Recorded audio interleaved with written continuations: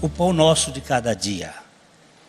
É um assunto que nós vamos hoje tentar caminhar, buscar a revelação do Espírito.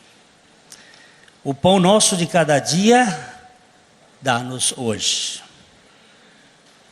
É isso que precisamos, Pai, do pão do céu. E nós rogamos que o Teu Espírito traga luz e revelação para nós. Você se lembra que neste mesmo capítulo onde Jesus está dizendo o pão nosso de cada dia nos dá hoje, ele diz assim: por que estáis ansiosos com o que haveis de comer? Olhai as aves dos céus, elas não semeiam, elas não ceifam, e elas não ajuntam em celeiro.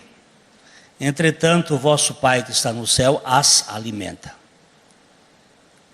Estas coisas são os gentios que se preocupam. Os gentios se preocupam com comida e com roupa e com proteção. Ele disse: olha papai, que papai cuida disto. Então, claramente, quando Jesus estava ensinando os seus discípulos a orar, e a sua oração, ela não é uma reza, ela é uma camada de princípios que constrói o edifício da oração. Pai nosso. Nunca um judeu, até o tempo de Jesus, chamou Deus de Pai. Pai nosso. Não simplesmente meu Pai, porque essa expressão meu Pai foi usada por Jesus na sua intimidade, mas ele, quando ensinou, ele fez uma coletividade, um corpo. Pai nosso, que estás nos céus, santificado seja o teu nome. Por razões da distância de Deus, estar muito longe, para alguns que pensam que Deus é muito distante, eles usaram o pronome no plural, vosso. Mas no grego está escrito no singular. Pai nosso que estás no céu, tu que estás. Eu falo, tu com quem falo. Eu, tu, ele. Eu falo contigo. É uma linguagem pessoal.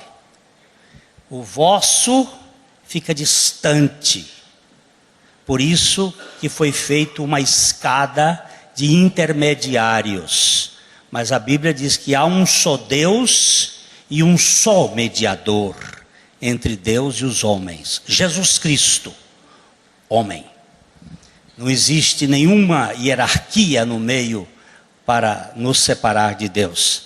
Então, Pai nosso que estás nos céus, santificado seja o teu nome. Venha a nós o teu reino e seja feita a tua vontade, assim na terra como é no céu. E o pão nosso de cada dia nos dá hoje. Lógico. Quando ele está falando em pão nosso, tem que ser interpretado à luz da Bíblia toda. Princípio básico da hermenêutica bíblica. A hermenêutica é a ciência da interpretação bíblica. É que a Bíblia tem que explicar a Bíblia. Eu não tenho que buscar lá fora. Aqui na Bíblia.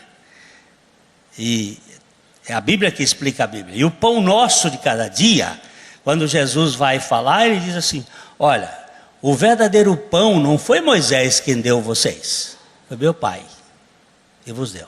Eu sou o pão. E nós vamos então, através deste caminhar, ver este pão nosso, que não é da padaria, é Cristo. Estive recentemente com parte da minha família em Istambul. Eu comecei a escrever este assunto no avião indo para Goiânia. Eu tinha chegado de Istambul, estava indo para Goiânia, quando Deus começou a me inquietar sobre este assunto. Lá fomos visitar o mercado das especiarias em busca de algumas das muitas que preenchem as prateleiras das suas lojas. Queríamos comprar uma essência especial que gostamos, mas que aroma escandaloso! O perfume dos temperos inebriava o olfato e me reportava a história universal. Ali naquele mercado, há milhares de essências florestais. O cheiro é espetacular. Eu fiquei escandalizado com a quantidade de batata que existe na Bolívia. Cerca de 1000 qualidades de batata. Meu Deus!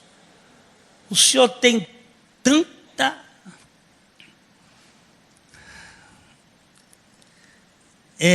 variedade de batata, e quando uma pessoa está chateando você, você manda ele plantar batata.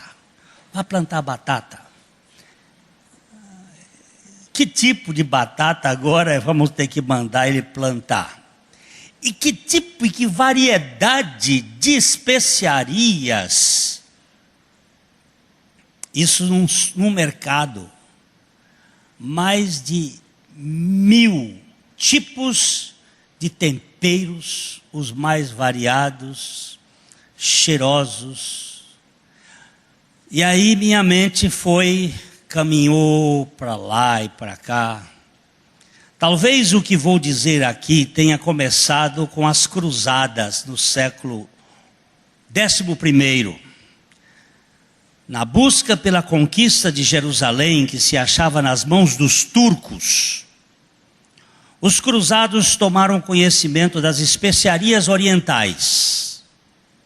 Os europeus não tinham uma culinária mais requintada. A cozinha dos romanos não era nada de excelência, e a influência dos bárbaros nesta área foi de uma rusticidade própria de sua flora.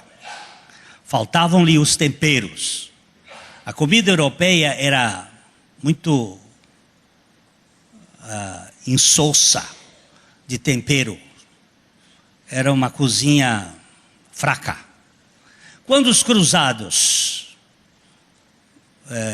chegaram a Istambul, a Turquia, lá pelo ano de 1090,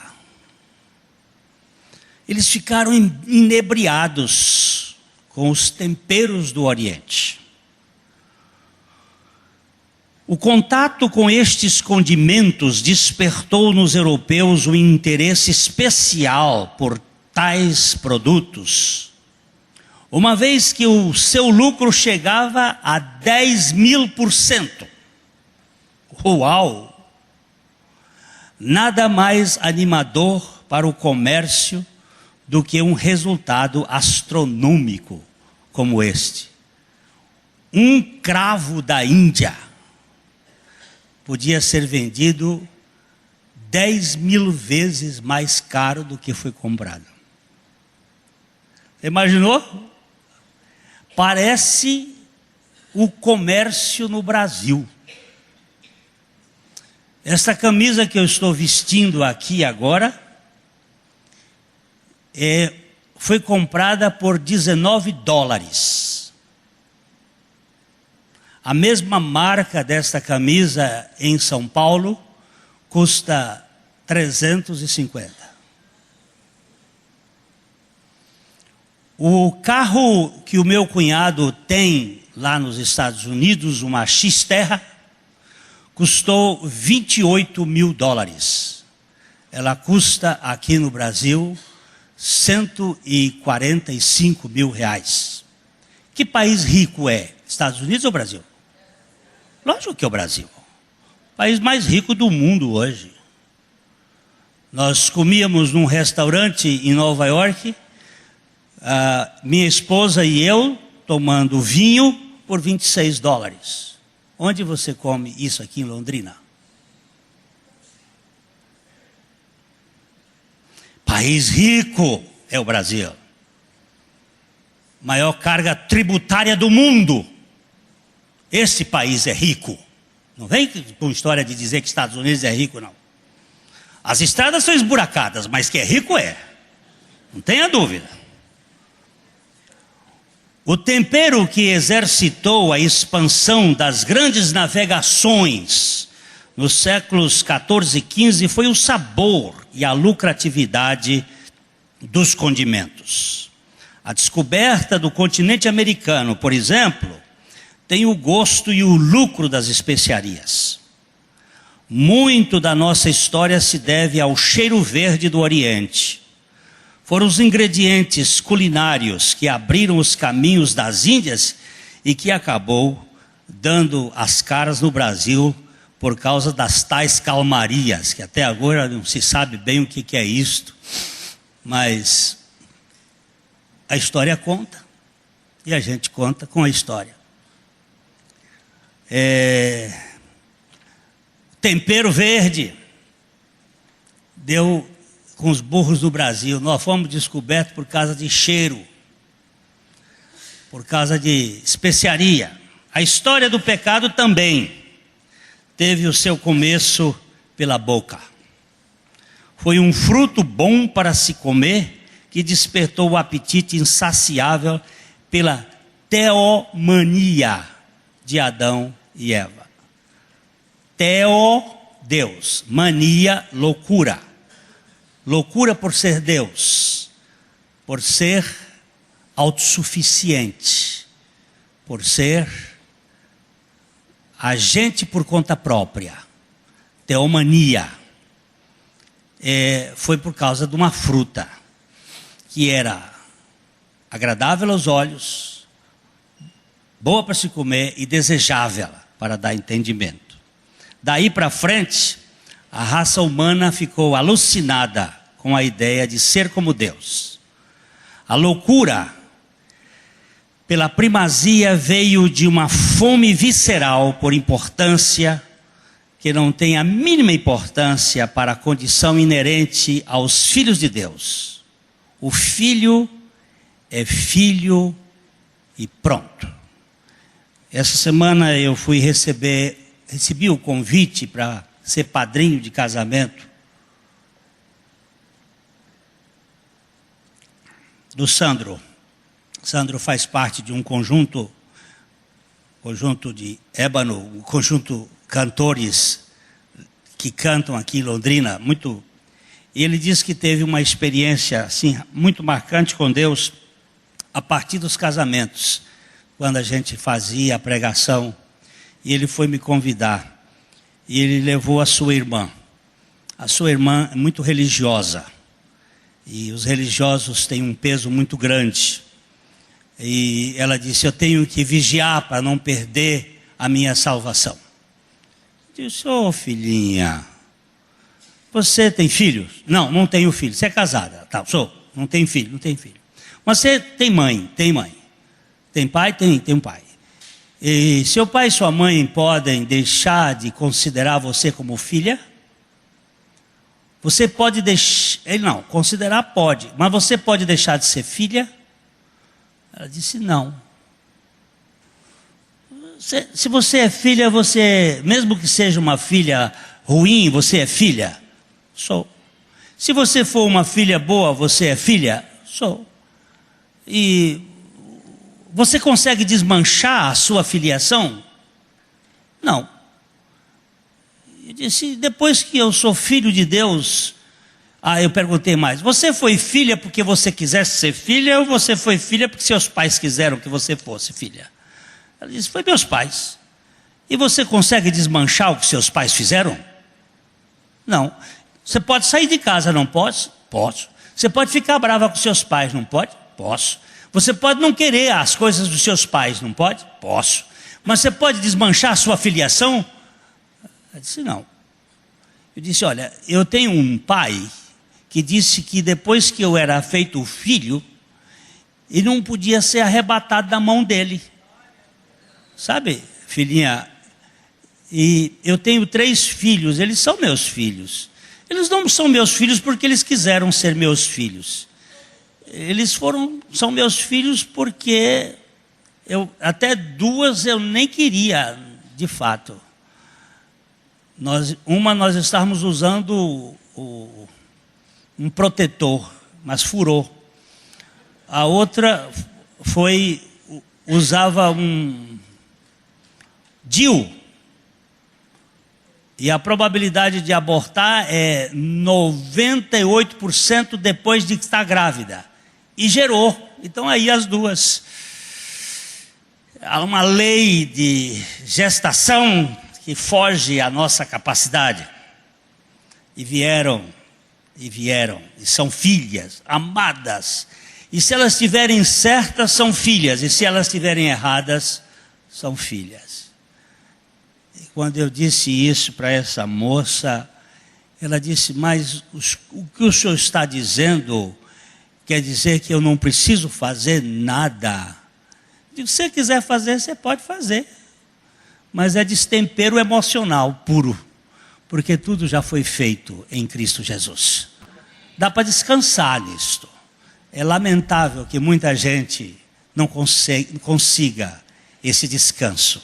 Fica o tempo todo se empenhando e sempre achando que não alcançou. Sabe por quê? Porque é fruto de uma educação exigente. Eles não conhecem a graça de Deus. Eu cheguei à conclusão hoje no banho pela manhã que a coisa que eu menos conheço é a graça de Deus. Isso hoje pela manhã. O estômago tem governado o anseio da insatisfação pessoal. E muita gente vive para compensar a sua carência de significado, comendo qualquer coisa a qualquer custo. Veja, por exemplo, Esaú acabou vendendo a sua primogenitura por um PF de lentilhas, ou seja, um prato feito. Comerciou barato aquilo que é caro para Deus. Esaú achou que primogenitura não valia a fome que ele tinha. Acabou comendo o prato que o seu irmão fez.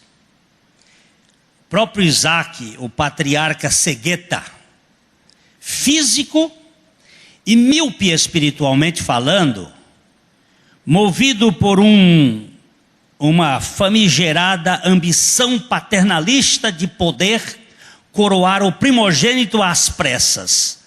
Abençoou Jacó, o filho assaltante, depois que ele se tornou o chefe do restaurante da trapacearia, sob a influência de uma especialidade, guisado de cabrito em lugar de caça. Depois, quando você tiver tempo, vá ver o que Jacó fez com a mãe. Pegaram um cabrito e fizeram um guisado em nome de um antílope, de uma caça. Eu, essa semana passada, comi um quiz lá na Bolívia. Eu já tinha ouvido falar do quiz, já vi na televisão. Digo, eu vou experimentar. É um ratão de banhado. É um mocó. É um preazão para dar uma figura melhor, entre a cutia e o preá.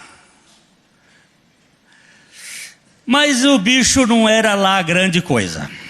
Pelo menos o tempero que fizeram foi a milanesa. E a milanesa não tem os temperos que normalmente se coloca lá do Oriente. A carne é gostosa, posso dizer para vocês. Não tem cheiro, mas não era o guisado que eu experimentei, que queria, não era o... Eu tinha visto na internet, foi um assadinho, e tinha bastante tempero, e o que faz a comida ficar boa é sazon. Não vem com essa história não, que carne sem tempero é assim.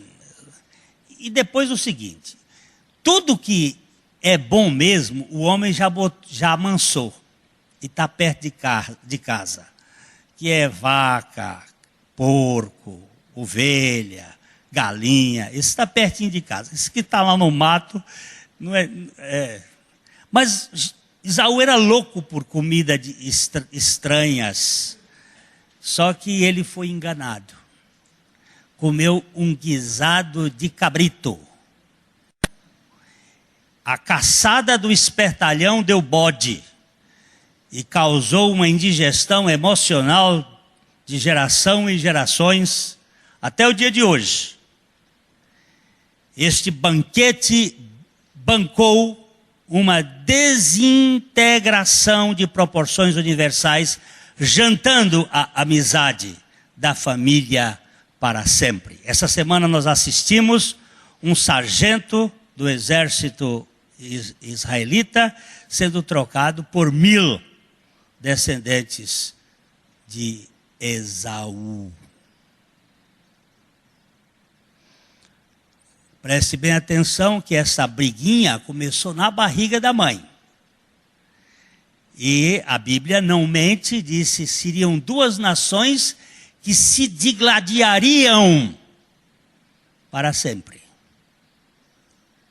E eles não vão ter paz. Nem Hillary Clinton, nem Barack Obama, nem Sarkozy, nem governante nenhum vai conseguir chegar à paz. E quando eles disserem paz, paz, haverá repentina destruição. Eu fico com minha velha Bíblia, viu, meus irmãos? Não existe ONU nem Nações Unidas que vão unir esse negócio aí. Isso é uma briga de guisado. Viu? Preste bem atenção na sua Bíblia. Leve a sério a sua Bíblia. Não acredite em conversa de humanismo, porque isso não existe. O ser humano faz parte de uma espécie caída que sofre de uma fome crônica em busca de uma identidade que mereça a credibilidade pública. Essa fome tem despertado uma variedade de cardápios químicos no sentido de tentar saciá-la. A humanidade busca satisfação em todo tipo de iguaria ou droga para manter a fome da sua alma. Eu queria que, se você tivesse tempo, o professor Anderson de História está aí. Você nos desse uma aula, um dia desses, sobre a Revolução Francesa. Tá? Uma Revolução Francesa. Que coisa mais linda, que coisa mais preciosa. Igualdade, liberdade, fraternidade. Que coisa mais linda. Vamos matar o rei. Como é que chamava ele? O 16? Luís XVI. O pobre do Luís foi para a forca. E Danton subiu. Robespierre. E um foi matando o outro. Um foi matando o outro. Um foi matando o outro. Tudo por causa de uma coisa chamada poder. Eu não posso admitir, Jurandir, que você fique num lugar que não seja o meu. Você está tomando um lugar. Os inimigos da cruz de Cristo vivem dos estímulos viscerais. Eles vendem a alma por migalhas de atenção e negociam a sua aceitação por qualquer quirera. Mas veja como o apóstolo Paulo avalia essas pessoas em Filipenses 3,19. O destino deles é a perdição. O Deus deles é o ventre. E a glória deles está na sua infâmia, visto que só se preocupam com as coisas terrenas. Tudo isso aqui vai ser queimado um dia, meu irmão. Gostei desse amém aí, viu? Amém, vai ser queimado, porque não, tudo isso aqui não tem, você tem tempo de validade. Tem tempo de validade. Tudo isso que a gente dá valor. Quando o apetite carnal governa o cérebro, temos uma obesidade emocional sem limite. A fome de ascendência e o medo da rejeição geram vassalos com este perfil que Paulo nos fala em Romanos 16, 18. Porque esses tais não servem a Cristo nosso Senhor, e sim o seu próprio ventre, e com suaves palavras e lisonjas enganam o coração dos incautos. Como eu tenho medo do meu coração, dizia Lutero, e eu também. Eu tenho mais medo do meu coração do que do Papa e os seus cardeais, dizia Lutero. O meu coração é enganoso, desesperadamente corrupto, e quem o conhecerá? E o Ottmani, uma precisão milimétrica, disse: o Ottmani nunca vai melhorar. Daqui 50 anos, o Ottmani será o Ottmani. Daqui 100 anos, o Ottmani será o mesmo corrupto de sempre. Não tem alternativa. Ou ele será substituído por Cristo, ou não haverá alternativa para o Ottmani. Tem muitas pessoas que pensam que Adão pode evoluir. Adão não tem evolução, meu irmão. Eu vou dizer uma coisa para os meus irmãos em Cristo Jesus que estão me ouvindo aqui pela internet. Nós tivemos um grande avanço tecnológico, mas nenhum milímetro emocional, nenhuma evolução ética na história da humanidade.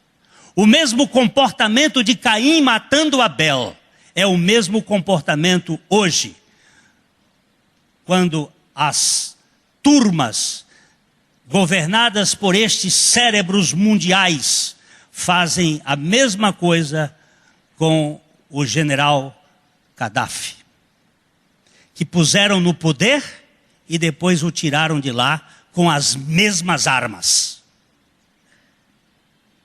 Você acredita que houve evolução? Misericórdia. Misericórdia. Os temperos neste mercado são variados, mas a fome da alma é única. Todos nós temos fome de aceitação. E nada que seja finito consegue satisfazer o apetite por um amor eterno e incondicional. Eu tenho fome de pão do céu, e não do pão francês, ou dos brioches, que segundo as más línguas, resultaram na Revolução Francesa. Diz que foram esses tais brioches, que a Maria Teresa disse assim: se eles não têm pão, que comprem brioche. E aí deu o que deu. Agora, meus irmãozinhos queridos, eu tenho fome. Eu tenho fome de amor. Eu estou me lembrando daquele médico que estava visitando um leprosário na China, perdão, na Índia. E aproximou-se dele um leproso. E falando muito baixo, o médico se aproxima do leproso e o abraça. E o leproso começa a chorar. E ele disse, fala, fala. E ele começou a chorar e não conseguia falar. Mas a partir daquele momento, ele foi curado. Como um toque. Fazia 17 anos que ninguém lhe tocava. Simplesmente um toque. De um médico que não tinha medo da lepra. E que amava a pessoa. Quando o Bill às vezes faz essas insistências dizendo, dá um abraço no seu irmão. Isso pode ser uma formalidade para alguns, mas para outros é cura.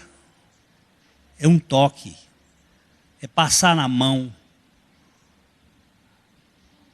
Um pastor me disse assim, Glênio, você me tocou na minha pele. Você não tocou em cima do meu terno. Porque eu fui por trás dele, no pescoço, e comecei a pegar na pele. Ele disse, mas eu tenho uma doença incurável na pele.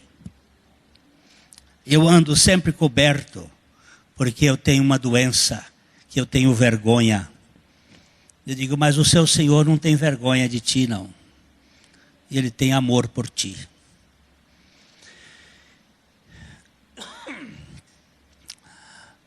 Na tentação do ermo, lá no deserto, no momento da solidão, quando o maligno propunha uma transformação de pedras em pães para matar a fome de Jesus, ele respondeu, como está escrito em Mateus 4:4, não só de pão vive o homem, mas de toda a palavra que sai da boca de Deus.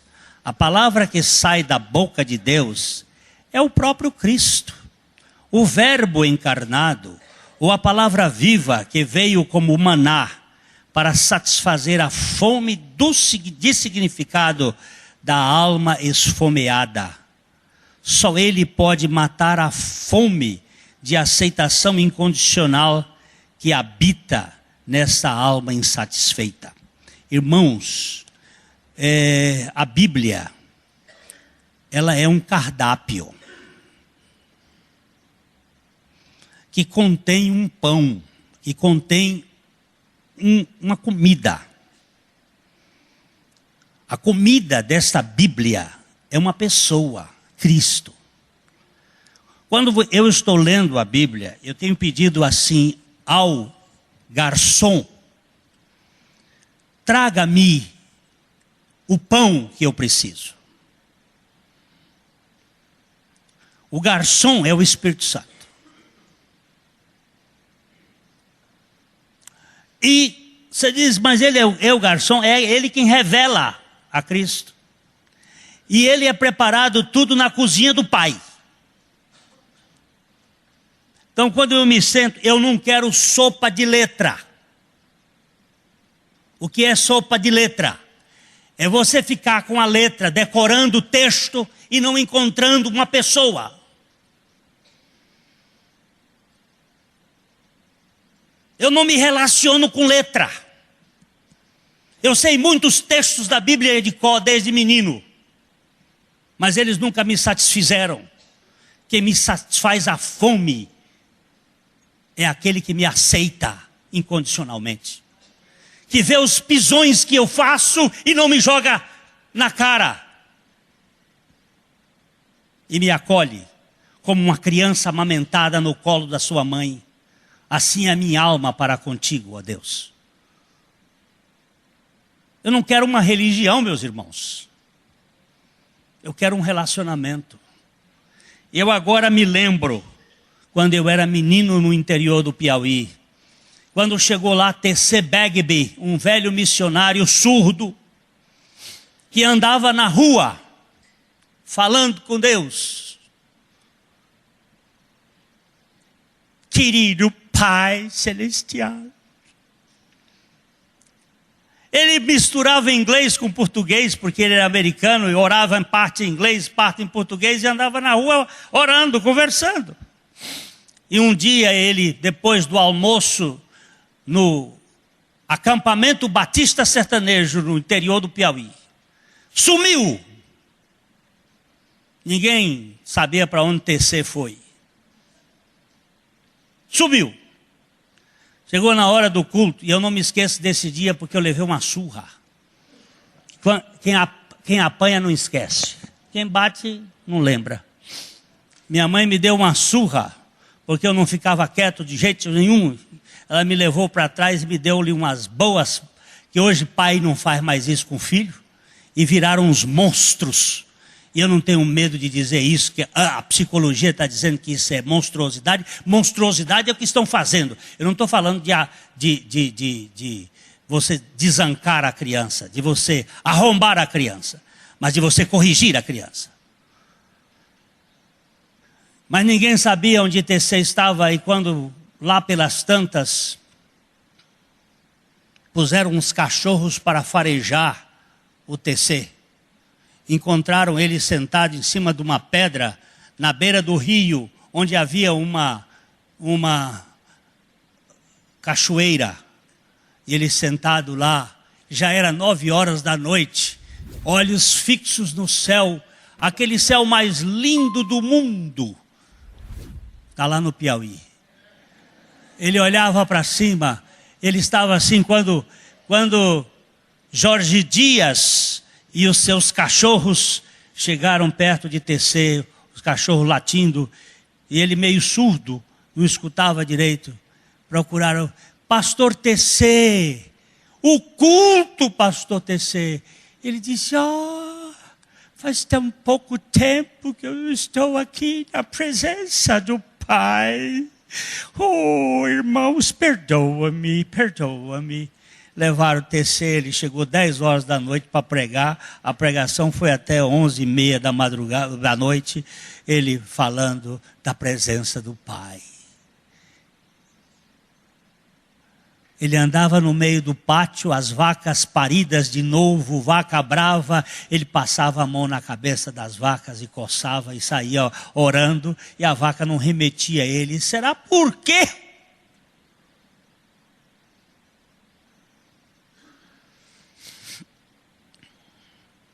Será por quê?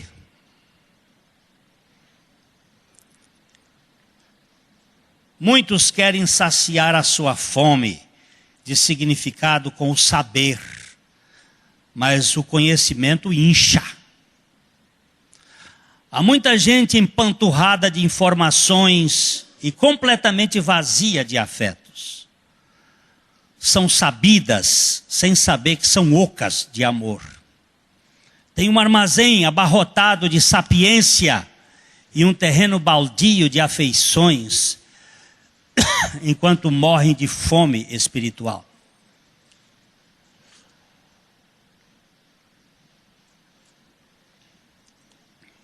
Como eu tenho fome, irmãos.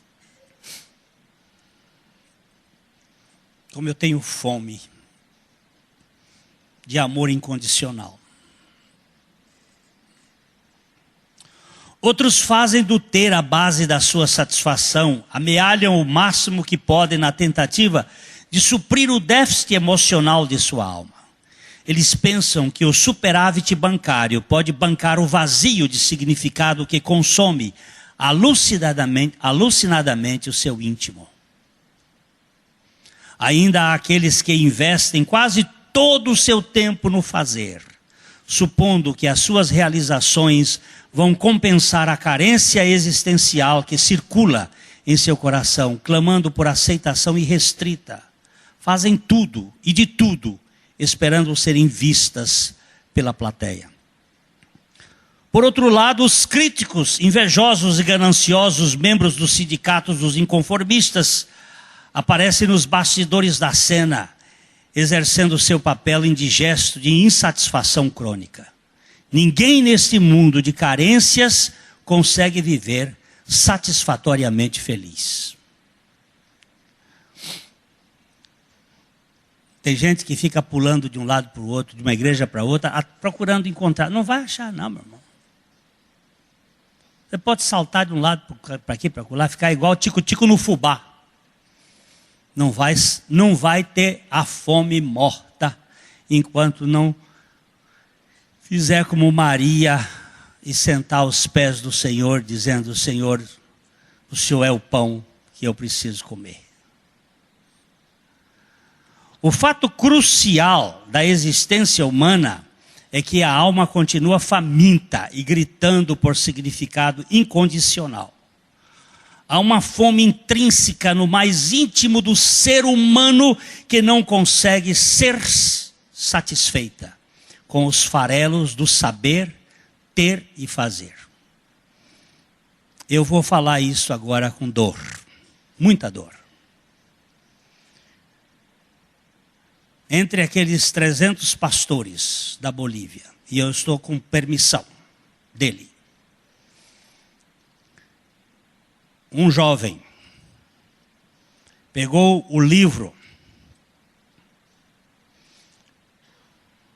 Cruz Credo, El Credo de la Cruz. Chegou para mim e disse: isto aqui é revelação ou é apenas conhecimento?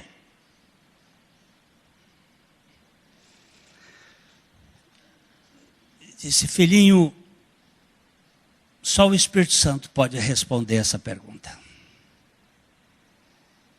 Mas vamos deixar Deus trabalhar nos nossos corações. Porque se não for revelação, eu não quero ler este livro. E durante quinta e sexta e sábado ao meio-dia, 8 pregações de no mínimo 1h30 cada, porque tinha tradução. Nós estivemos tratando dessa loucura de Deus. E na sexta-feira à noite, enquanto eu descansava um pouco, ele sentou do meu lado e disse: é possível ouvir-me um pouco? Disse: sim. Eu havia acabado de contar do meu abuso sexual. E então ele disse: eu também fui abusado.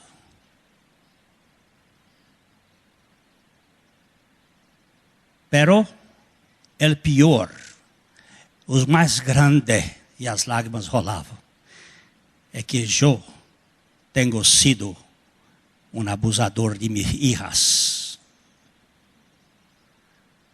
De 5 anos e de 3 anos.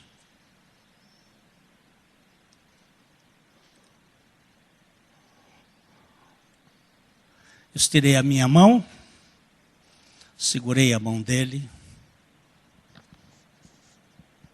e ali nós choramos os dois. Eu disse: eu tenho um Salvador que se interessa por abusadores. Ele ama. Ele disse: para mim não há salvação. Certamente que há, meu filho. E nós dois tivemos ali um momento glorioso. No outro dia, depois da última pregação, ele sentou do meu lado e disse: o que devo fazer? Eu chego em casa e vou pedir perdão às minhas filhas. Eu digo: olha, esse assunto é do Espírito Santo. Nós não trabalhamos com receitas. Tem muita gente que quer dar normas para os outros viverem. Eu prefiro esperar que o Espírito Santo fale. Se o Espírito Santo lhe falar agora, você fala. Ele disse: mas ontem à noite eu fui curado.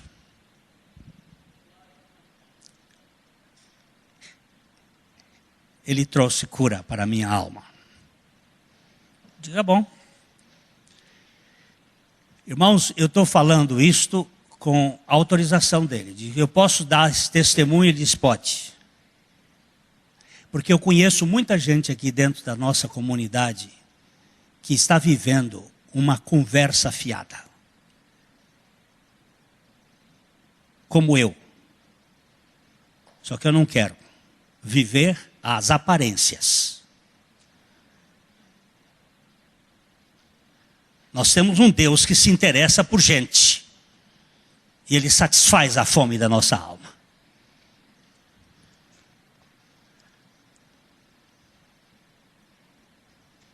O fato crucial da existência humana é que a alma continua faminta e gritando.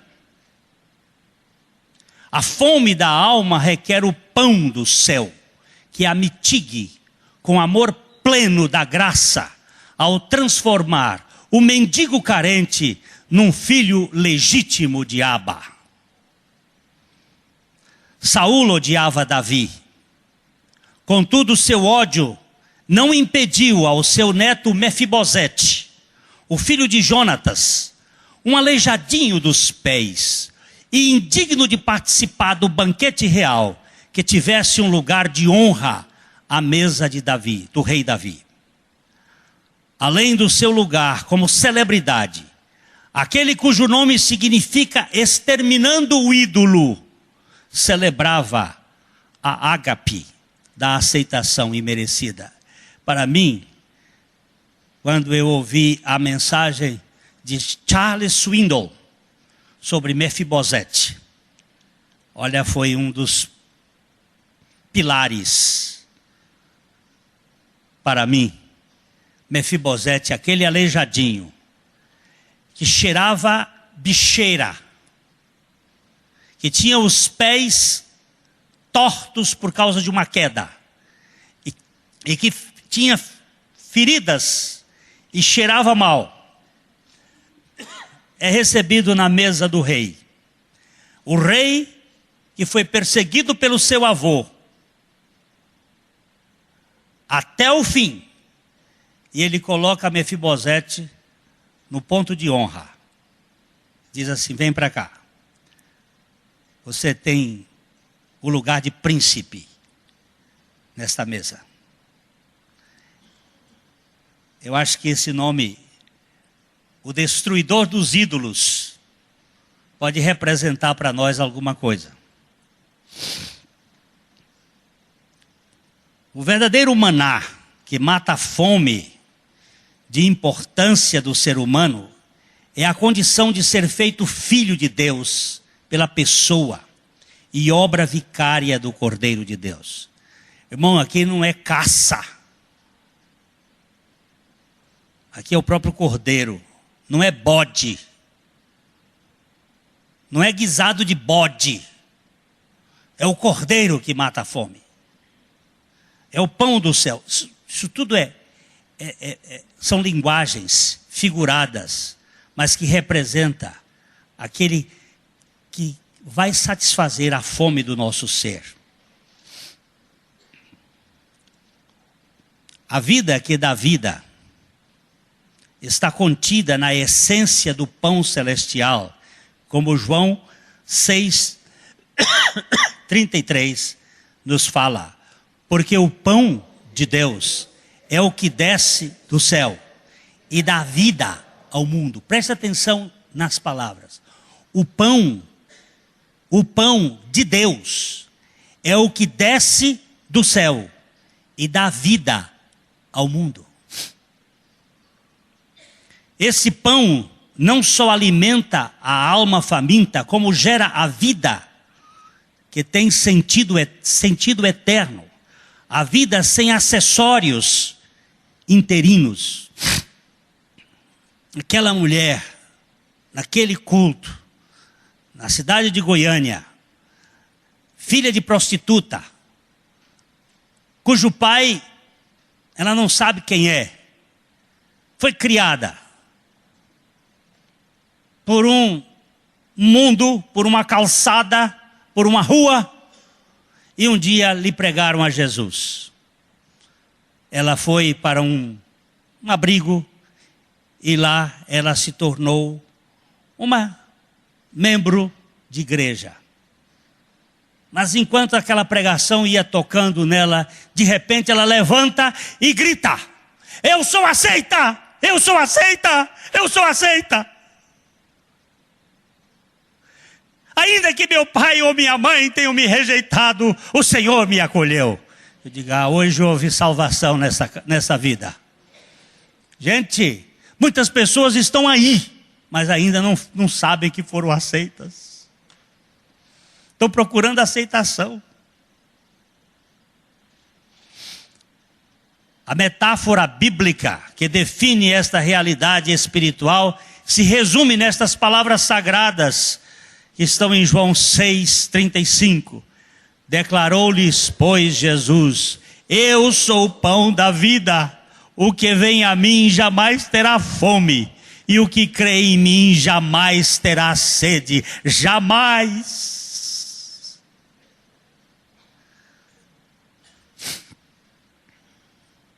Que advérbio pesado. Isso não é apenas fome zero. É a satisfação plena na suficiência de Cristo. Cristo, queridos, deixa eu dizer um negócio para vocês. Essa igreja aqui tem sido perseguida bastante. Não é por outra coisa. É por isso aqui, suficiência de Cristo. Esta é a palavra que traz a perseguição. Cristo satisfaz completamente. Cecília, depois você me lembra esse hino velho, Cristo satisfaz completamente. O meu novo ideal, alcançado pela cruz, é servir e honrar meu bom Jesus. Você se lembra dele, né? Cristo satisfaz completamente. Cristo satisfaz. Cristo Jesus, além de ser a própria vida espiritual, é também o pão que sacia a fome. Neste caso, o cristianismo não se trata de uma evolução da vida adâmica, mas da substituição desta vida terrena de Adão pela vida celestial de Cristo, bem como a satisfação existencial promovida pela própria pessoa daquele que é o pão da vida. Velho pastor lá em Bolívia, já idoso, bem idoso. Parece-me que pela cara e pelo jeito, ele vai trupicando nos 85. De 80 para lá ele está. Mas ele veio assim e disse, sabe, pastor Glênio, eu não vou imitar agora o espanhol, que o meu é ruim, e a Núria está ali para... Ele dizia assim, sabe, pastor Glênio, eu recebi um irmão em nossa casa, ele veio da Colômbia. E eu conversando com ele, disse, como o senhor chama, irmão? Ele disse, Cristiano. Mas cristiano de quê? Ele disse, cristiano solamente. Mas Cristiano, como foi que você entrou aqui na Bolívia? Qual foi o seu passaporte? Hermano, por favor, não me lembre daquele miserável que já morreu lá na cruz.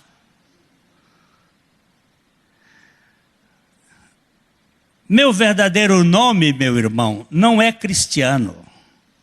Aquele nome verdadeiro lá do tempo passado, eu não quero me lembrar mais dele. Hoje, meu nome é Cristiano. Para entrar na Bolívia, eu tive que usar aquele desgraçado daquele passaporte. Mas aqui o meu nome engraçado é este. E aquele velho pastor disse assim, pastor Glênio, eu não tinha entendido aquele irmão até hoje. Hoje, o Espírito Santo me trouxe a revelação que eu também me chamo Cristiano. Que coisa gostosa você vê quando o Espírito fala com um velhinho como eu também. O pão nosso de cada dia nada mais é do que o maná que desceu do céu, isto é Cristo, que também é a essência encarnada da existência espiritual. Vamos ler juntos João 6,55? Pois a minha carne é verdadeira comida e meu sangue é verdadeira bebida. Isto é, ao mesmo tempo, a raiz da redenção. Cristo é, ao mesmo tempo, a raiz da redenção, o tronco da santificação e a seiva que nutre a fome da alma. Eu comi quiz, estou satisfeito. Aquele ratão não me pega nunca mais. Não vou comê-lo mais, porque já tenho a experiência. Mas, meu irmão, eu gosto muito de uma bisteca, eu gosto muito de uma picanha, eu quero comê-la sempre que puder, tirando as gorduras de lado. Eu não sou adepto desta comida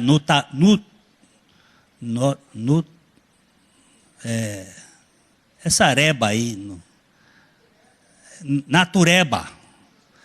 Eu gosto da comida natural, mas não venha com esses exageros demais, não, porque Jesus já santificou todas as comidas. Não vamos exagerar. Não vamos sair também comendo gordura à torta e à direita, porque a bicha é boa demais. Mas depois o colesterol vai sofrer as consequências. Mas não vem com essa história para cá, não. Sabe que satisfaz a fome?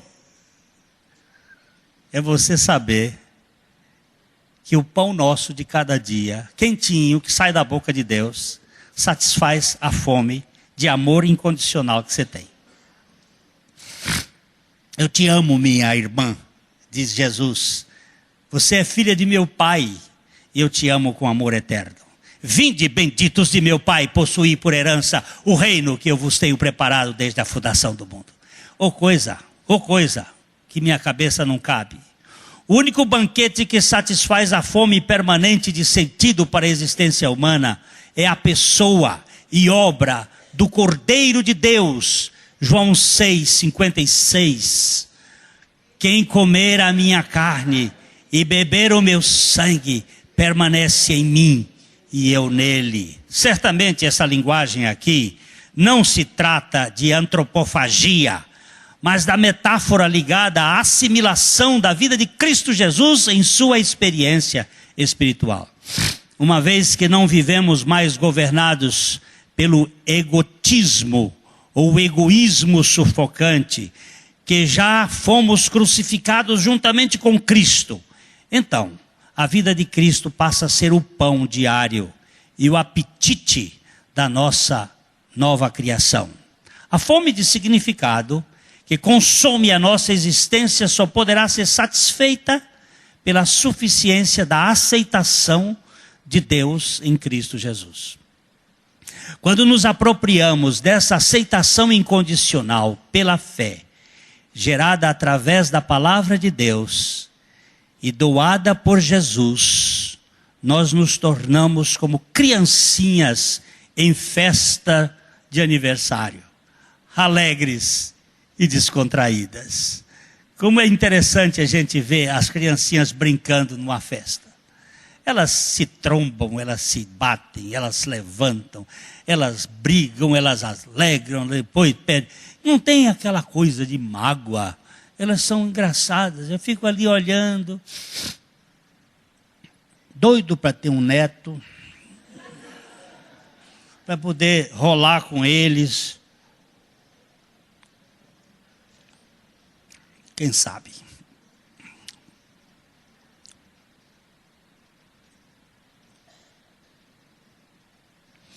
O pão nosso de cada dia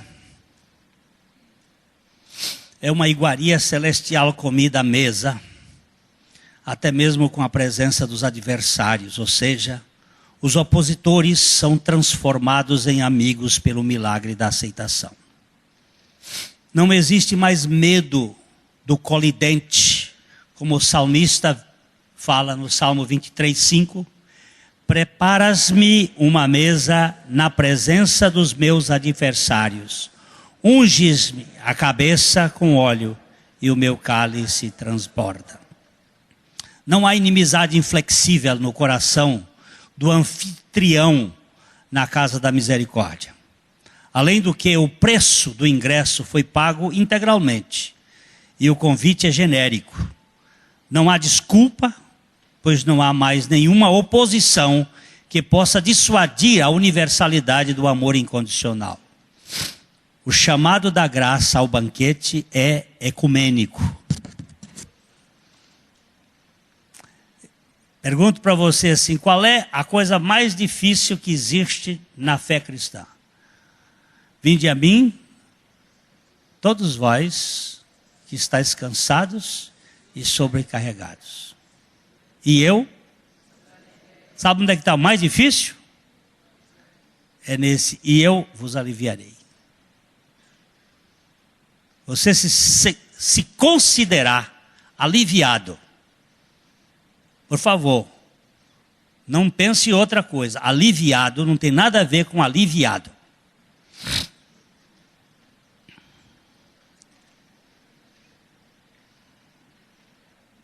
Onde é que nós estamos? Não há inimizade inflexível, sim. Por outro lado, amigo convidado, não me venha com a sua marmita preparada em sua casa. Nem espere pelas quentinhas servidas no presídio. O pão nosso de cada dia é nos dado no descanso da alma, pela suficiência do dono da casa. Salmo 127, 2. Inútil vos será levantar de madrugada, repousar à tarde, comer o pão que penosamente granjeaste. Aos seus amados, ele o dá enquanto dormem. Eu quero que você, se você puder achar esse livro, do Ronan Mell. Deus trabalha no turno da noite.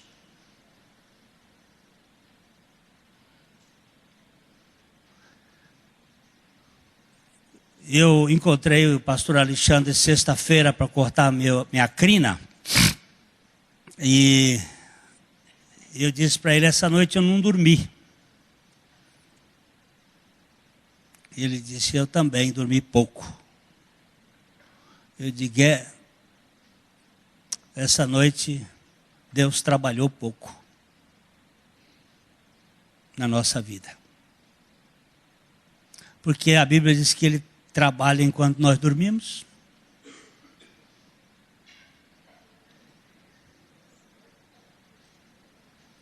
Aos seus amados Ele dá enquanto dorme.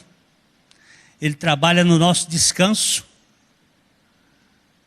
Nunca se ouviu falar um Deus além de ti que trabalha para aquele que nele espera.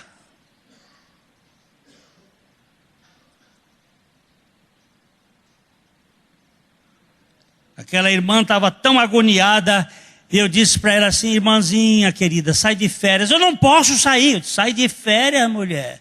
Não posso, eu não tenho dinheiro para sair. Eu disse, sai de férias. Quando eu estou falando sai de férias, saia do palco e deixa a coisa acontecer por conta daquele que tem o poder.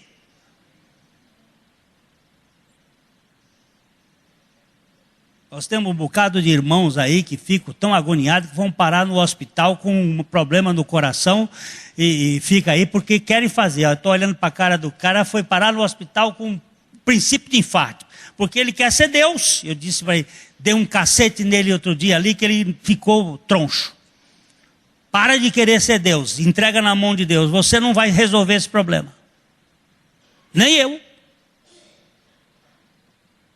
Um dia aqui nessa cidade, não me importa de estar demorando, não. Já me mostraram 2 vezes o relógio, mas não estou aí. Não.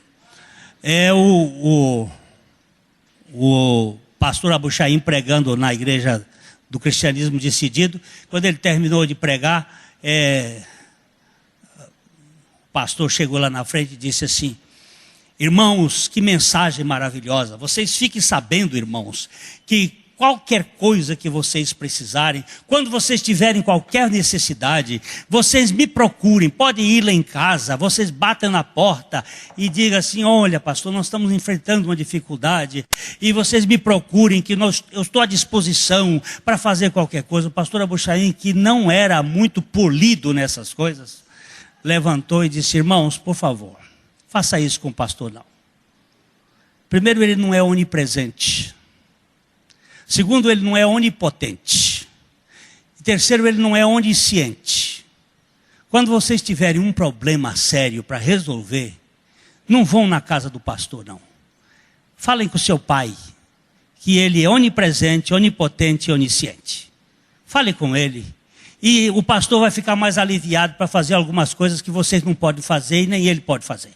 E que ele pode fazer. E ele fica mais cuidando de outras coisas. Mas vai diante do Senhor. Eu não queria achar um lugar mais profundo do que o buraco de Acã. Mas não tinha um buraco para eu entrar lá. E ali eu fiquei escutando o velho. Ele não tinha papa na língua. Ele não tinha papas na língua. E eu quero voltar a dizer aqui, meu irmão.